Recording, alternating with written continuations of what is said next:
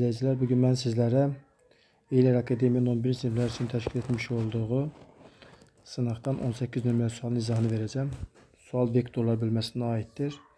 Bizde AB vektoru ve A vektoru arasındaki bucağın kosinüsünü istiyor. İlk önce gelin belə qəbul edək ki, bizde bir B vektoru var. Bu B vektoru AB vektorunun özünə bərabərdir. AB vektoru komponentlerine yazında B'nin qiymətlərindən A'nın qiymətləri çıxılıb yazılır.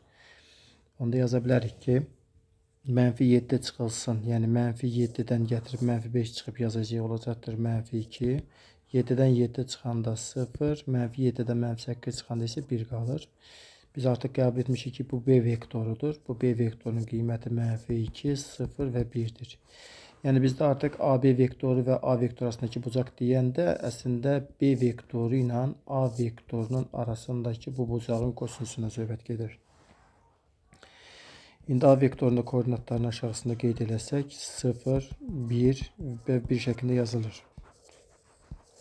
Bu kosinüs axtaranda olacaqdır A vektoru vurulsun B vektoru bölünsün A vektorunun uzunluğu vurulsun B vektorunun uzunluğu olur. A vektorun skaler hasilini tapmaq istəyiriksə əgər biz uyğun koordinatların hasillərini cəmləmək lazımdır. Yəni mənfi 2-ni 0-a, 0-ı 1-ə və 1-i də 1-ə vurub hesablayırıq. A vektorunun komponentlərinin modulunu tapmaq istəyirsə onun uzunluğunu tapmaq deməkdir. Yəni 0-ın kvadratı üstəgəl 1-in kvadratı üstəgəl 1-in kvadratı A vektoruna aiddir. B vektorunun da modulunu tapmaq üçün mənfi 2-nin kvadratı üstəgəl 0-ın kvadratı üstəgəl 1-in kvadratı kimi yaza bilərik.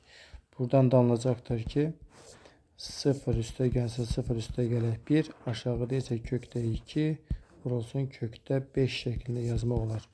Buradan da 1 bölünsün kökdə 10 cavabını alırıq ki, yəni bizdən də istədiyi bu vektor arasındakı bucağın kosinüsüdür.